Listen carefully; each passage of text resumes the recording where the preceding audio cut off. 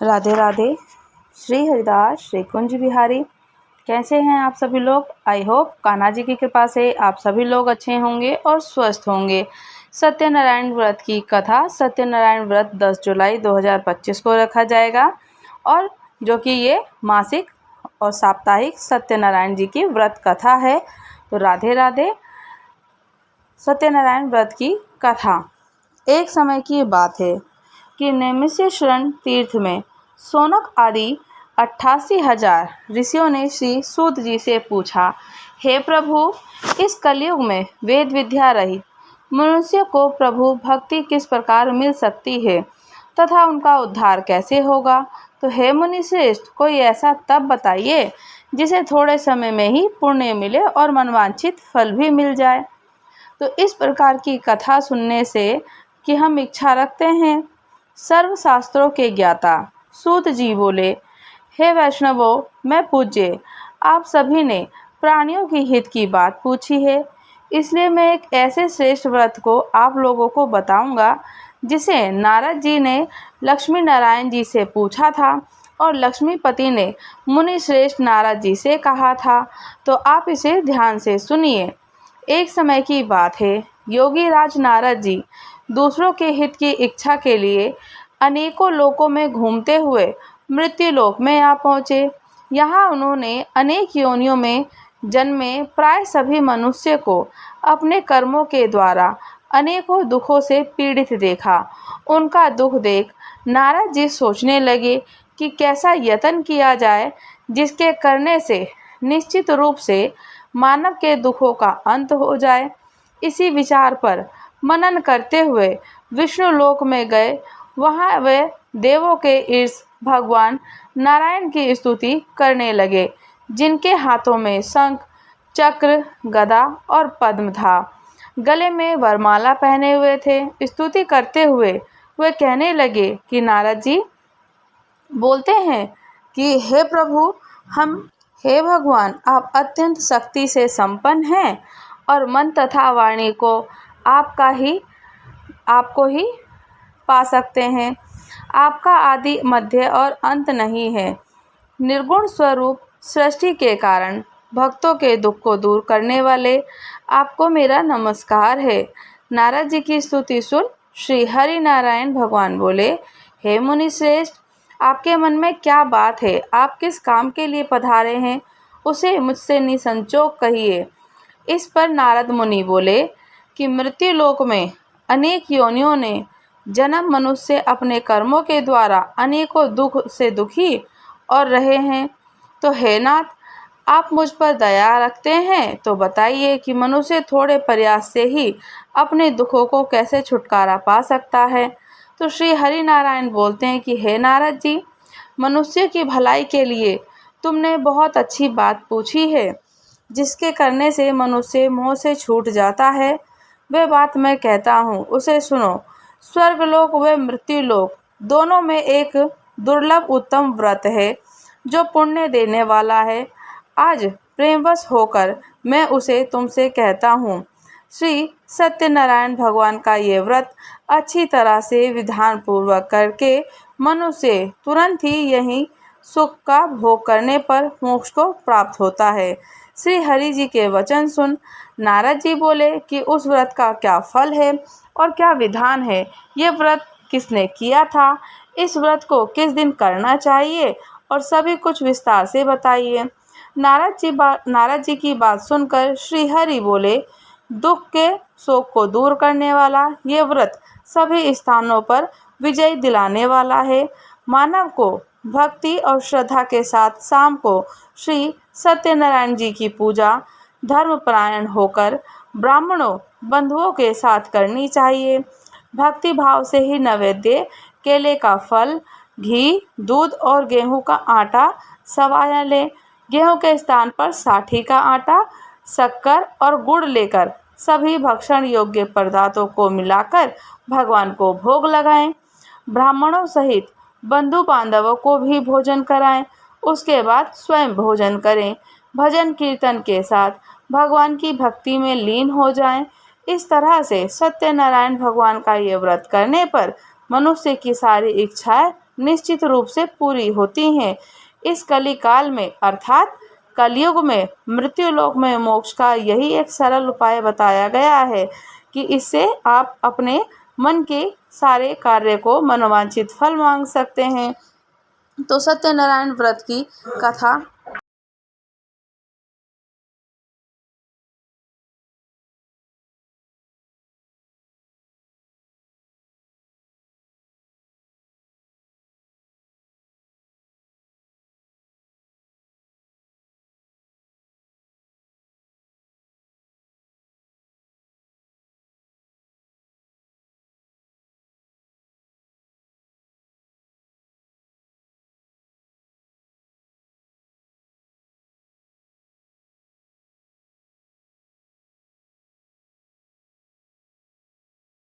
और सभी को करनी चाहिए।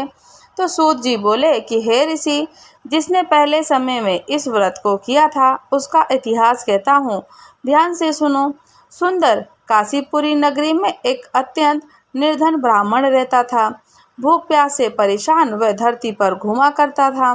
ब्राह्मणों से प्रेम और प्रेम करने वाले भगवान ने एक दिन ब्राह्मण का वेश धारण कर उसके पास जाकर पूछा, हे विप्रवर, नित्य दुखी होकर तुम पृथ्वी पर क्यों घूमते हो? दीन ब्राह्मण बोला, मैं निर्धन ब्राह्मण हूँ, भिक्षा के लिए धरती पर घूमता हूँ। हे भगवान, यदि आप इसका कोई उपाय जानते हो तो बताइए। तो वृद्ध ब्राह्मण कहता है कि सत्यनारायण भगवान मनोवांछित फल देने वाले हैं, इसलिए तुम उनका पूजन करो और इसे करने से मनुष्य सभी दुखों से मुक्त हो जाता है। दो वृद्ध ब्राह्मण बनकर आए सत्यनारायण भगवान उस निर्धन ब्राह्मण को व्रत का सारा विधान बताकर अंतर्ध्यान हो गए। ब्राह्मण मन ही मन सोचने लगा कि जिस व्रत को वृद्ध ब्राह्मण करने को कह गया है मैं उसे जरूर करूँगा। और ये निश्चय करने के बाद उसे रात में नींद नहीं आई। वह सवेरे उठकर सत्यनारायण भगवान के व्रत का निश्चय कर भिक्षा के लिए चला गया। उस दिन निर्धन ब्राह्मण को भिक्षा में बहुत धन मिला, जिससे उसने बंधु बांधवों के साथ मिलकर सत्यनारायण भगवान जी का व्रत संपन्न किया। भगवान सत्यनारायण जी का व्रत संपन्न करने के बाद वह निर्धन ब्राह्मण सभी दुखों से छूट गया और अनेक प्रकार की संपत्तियों से युक्त हो गया। उसी समय से ये ब्राह्मण हर माह इस व्रत को करने लगा। इस तरह से सत्यनारायण भगवान को व्रत जो मनुष्य करेगा वह सभी प्रकार के पापों से छूटकर मोक्ष को प्राप्त होगा। जो मनुष्य इस व्रत को करता है वह सभी दुखों से मुक्त हो जाता है। सूत जी की ये बात इस तरह से नारद जी से नारायण जी का ये कहा हुआ श्री सत्यनारायण जी का व्रत तुमसे कहा, तो हे विप्रवर, अब मैं और क्या कहूँ? ऋषि बोले, हे मुनिवर, संसार में उस विप्र से सुनकर और किस किस ने इस व्रत को किया, तो हम सबको बात को सुनना चाहते हैं। इसके लिए हमारे मन में श्रद्धा और भाव भी है। तो सूत जी बोले, हे मुनि, जिसने इस व्रत को किया है वह सब सुनो। एक समय वही विप्रधन ऐश्वर्य और अनुसार के अपने बंधु बांधवों के साथ इस व्रत को करने को तैयार हुआ। तो उसी समय एक लकड़ी बेचने वाला बूढ़ा आदमी आया और लकड़ियां बाहर रखकर अंदर ब्राह्मण के घर में गया। प्यास से दुखी हुए लकड़हारा उनको व्रत करते देख विप्रवर को नमस्कार कर पूछने लगा कि आप क्या कर रहे हैं और इसे करने से क्या फल मिलेगा, कृपया मुझे भी बताइए। तो ब्राह्मण ने कहा कि सब मनोकामनाओं को पूरा करने वाले सत्यनारायण भगवान जी का व्रत है। इनकी कृपा से ही मेरे घर में धन धान्य आदि की वृद्धि हुई है। विप्र सत्यनारायण के व्रत के बारे में जानकर लकड़हारा बहुत प्रसन्न हुआ और चरणामृत लेकर प्रसाद खाने के बाद वह अपने घर गया। लकड़हारे ने अपने मन में संकल्प किया कि आज लकड़ी बेचने से जो धन मिलेगा उसी से श्री सत्यनारायण भगवान जी का उत्तम व्रत करूँगा। मन में इस विचार को ले बूढ़ा आदमी सर पर लकड़ियाँ रख उस नगर में बेचने गया जहाँ धनी लोग ज़्यादा रहते थे।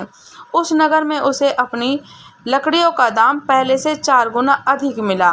बूढ़ा प्रसन्नता के साथ दाम लेकर केले, शक्कर, घी, दूध, दही और गेहूं का आटा और सत्यनारायण भगवान जी के व्रत की अन्य सामग्रियां लेकर अपने घर गया। वहां उसने अपने बंधु बांधवों को बुलाकर विधि विधान से सत्यनारायण भगवान का पूजन और व्रत किया। इस व्रत के प्रभाव से वह बूढ़ा लकड़हारा धन और पुत्र आदि से युक्त होकर संसार के समस्त सुख अनंत काल में वैकुंठ धाम को चला गया। तो लकड़हारा ने भी व्रत किया था। लकड़हारे को जैसे भगवान जी ने संपन्न दिया, धन वैभव दिया, ऐसे ही हम सभी को दे। तो सूत जी बोलते हैं कि हे मुनि श्रेष्ठ, अब आगे की कथा कहता हूँ। पहले समय में उल्कामुख नाम का एक बुद्धिमान राजा था। वह सत्यवक्ता और जितेंद्रिय था। प्रतिदिन देव स्थानों पर जाता और निर्धनों को धन देकर उनके कष्ट दूर करता। उसकी पत्नी कमल के समान मुख वाली सती साध्वी थी और भद्रशिला नदी के तट पर उन दोनों ने श्री सत्यनारायण भगवान जी का व्रत किया। उसी समय साधु नाम का एक वैश्य आया। उसके पास व्यापार करने के लिए बहुत सा धन भी था। राजा को व्रत करते देखकर वह विनय के साथ पूछने लगा कि हे राजन, भक्ति भाव से पूर्ण होकर आप क्या कर रहे हैं? मैं सुनने की इच्छा रखता हूँ, तो आप मुझे बताइए। राजा बोले कि साधु, अपने बंधु बांधवों के साथ पुत्र आदि की प्राप्ति के लिए महाशक्तिमान श्री सत्यनारायण भगवान जी का व्रत और पूजन कर रहा हूँ। राजा के वचन सुन साधु आदर से बोला कि हे राजन, मुझे इस व्रत का सारा विधान कहिए और कथा के अनुसार मैं इस व्रत को करूँगा। तो मेरी भी संतान नहीं है और इस व्रत को करने के निश्चित रूप से मुझे संतान की प्राप्ति होगी। राजा से व्रत का सारा विधान पूछा और व्यापार से निवृत्त हो अपने घर को गया। साधु वेश में अपनी पत्नी को संतान देने वाले इस व्रत का वर्णन कह सुनाया और कहा कि जब मेरी संतान होगी तब मैं इस व्रत को करूँगा। साधु ने इस तरह के वचन अपनी पत्नी लीलावती से कहे। एक दिन लीलावती पति के साथ आनंदित हो सांसारिक धर्म में प्रवृत्त होकर सत्यनारायण भगवान की कृपा से गर्भवती हो गई। 10वें महीने में उसके गर्भ से एक सुंदर कन्या ने जन्म लिया। दिनों दिन वह ऐसे बढ़ने लगी जैसे कि शुक्ल पक्ष का चंद्रमा बढ़ता है। माता पिता ने अपनी कन्या का नाम कलावती रखा। एक दिन लीलावती ने मीठे शब्दों में अपने पति को याद दिलाया कि आपने सत्यनारायण भगवान जी के जिस व्रत को करने का संकल्प किया था उसे करने का समय आ गया। आप इस व्रत को करिए। साधु बोला कि हे प्रिय, इस व्रत को मैं उसके विवाह पर करूँगा। इस प्रकार अपनी पत्नी को आश्वासन देकर वह नगर को चला गया। कलावती पिता के घर में रहकर दिनों दिन बड़ी होने लगी तो साधु ने एक बार नगर में अपनी कन्या को सखियों के साथ देखा तो तुरंत ही दूत को बुलाया और कहा कि मेरी कन्या के योग्य वर देख कर आओ। साधु की बात सुनकर दूत कंचन नगर में पहुंचा और वहां देखभाल कर लड़की के सुयोग्य वाणिक पुत्र को ले आया।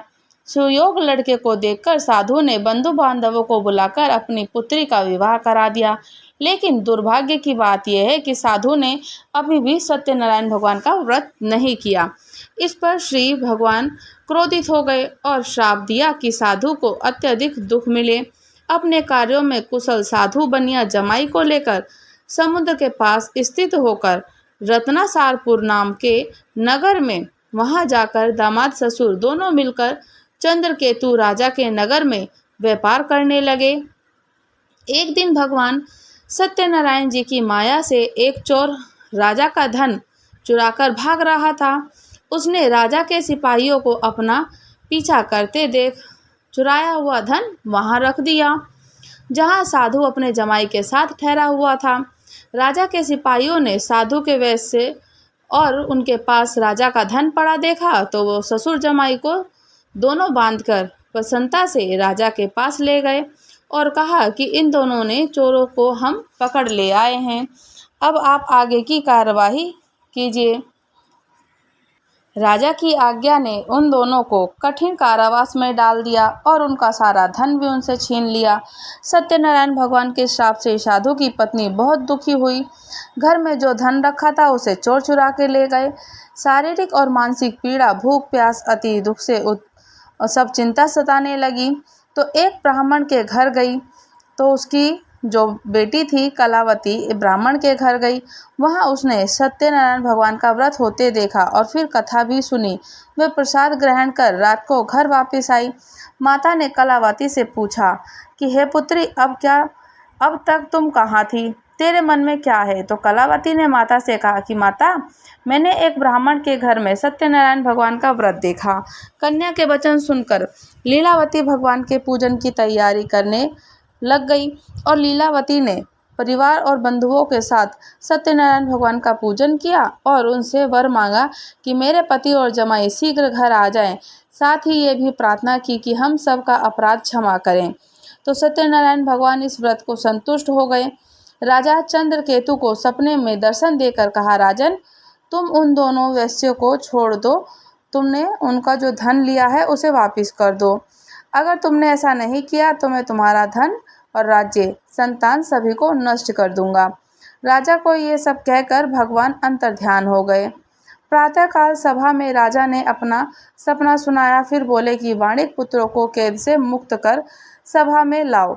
दोनों ने आते ही राजा को प्रणाम किया। राजा मीठी वाणी में बोला कि हे महानुभावों, भाग्यवश ऐसा कठिन तुम्हें दुख देखना पड़ा, लेकिन अब तुम्हें कोई भय नहीं है। ऐसा कहकर राजा ने दोनों को वस्त्र आभूषण पहनाए और जितना धन उनका लिया था उनसे 2 गुना वापस कर दिया।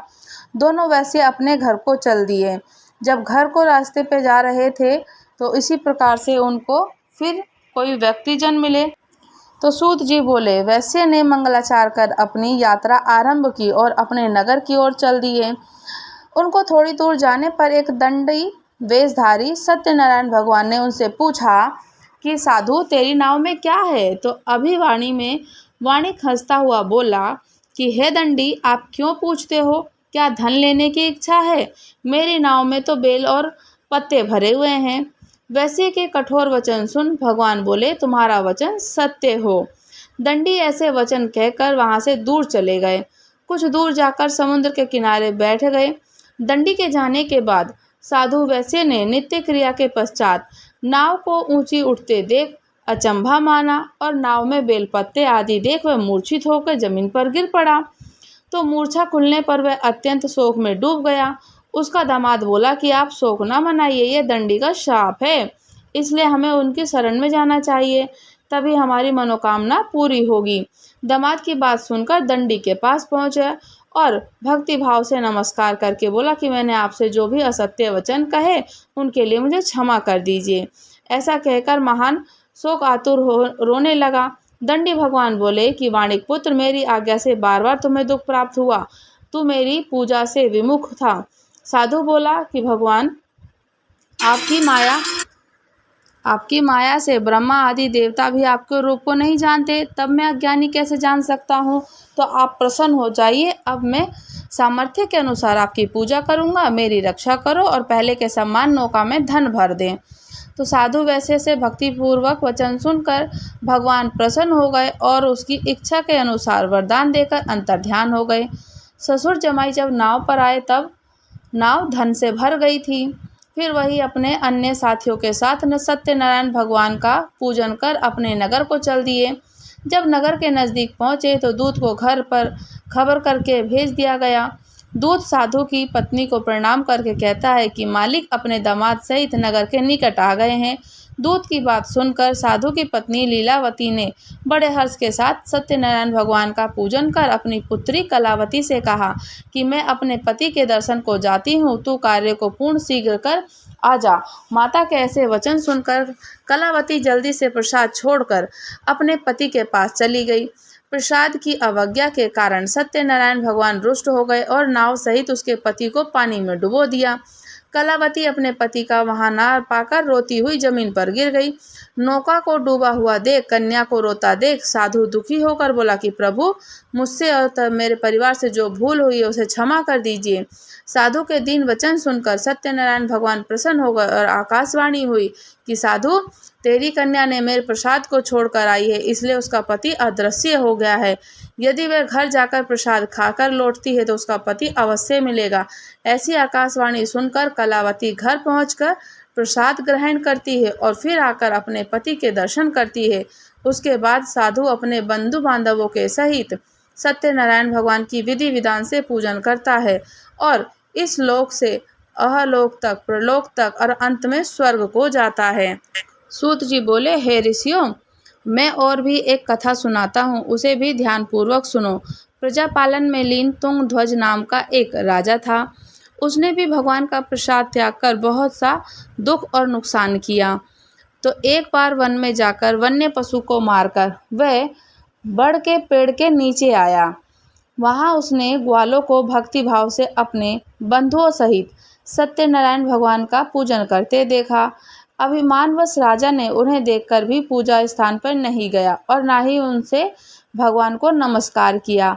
ग्वालों ने राजा को प्रसाद दिया, लेकिन उसने वह प्रसाद नहीं खाया। प्रसाद को वहीं छोड़कर वह अपने नगर को चला गया। जब वह नगर में पहुंचा तो वहां सब कुछ तहस नहस हुआ और शीघ्र ही समझ गया कि ये सब भगवान ने ही किया है। वह दोबारा ग्वालों के पास पहुंचा और विधि पूर्वक राजा पूजा के प्रसाद को खाया तो सत्यनारायण भगवान ने कृपा से सब कुछ पहले जैसा हो गया। दीर्घ काल तक सुख भोगने के बाद मरने के बाद उसे स्वर्गलोक की प्राप्ति हुई। जो मनुष्य परम दुर्लभ इस व्रत को करेगा तो भगवान सत्यनारायण भगवान जी की अनुकंपा से उसे धन धान्य की प्राप्ति होगी। निर्धन धनी हो जाता है और भक्तमय भय मुक्त हो जाता है। संतानहीन मनुष्य को संतान सुख मिलता है और सारे मनोरथ पूर्ण होने पर मानव अंतकाल में वैकुंठ धाम को जाता है। सूत जी बोले, जिन्होंने पहले इस व्रत को किया, अब उनके दूसरे जन्म की कथा कहता हूँ। वृद्ध सतानंद ब्राह्मण ने सुदामा का जन्म लेकर मोक्ष की प्राप्ति, लकड़हारे ने अगले जन्म में निषाद बनकर मोक्ष प्राप्त किया। उल्कामुख नाम का राजा दशरथ होकर बैकुंठ में गए। साधु नाम के वैश्य ने मोरध्वज बनकर अपने पुत्र को आरे से चीरकर मोक्ष पाया।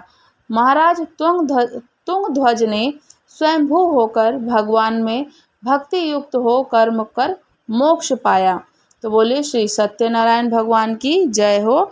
जैसे सत्यनारायण भगवान की सभी मनोकामना पूर्ण करते हैं, तो बाबा हमारी भी मनोकामना पूर्ण करना, हमें संतान का सुख, मनोवांछित फल, धन धान्य बना रहे, कृपा करना। बोली श्री सत्यनारायण भगवान की जय हो। राधे राधे। श्री हरिदास श्री कुंज बिहारी। अगर आप लोग हमारे चैनल पर नए हैं तो चैनल को लाइक, शेयर और सब्सक्राइब करना बिल्कुल भी ना भूलें। कमेंट करके बताइएगा कि आपको कथा और चर्चा कैसी लगी। राधे राधे।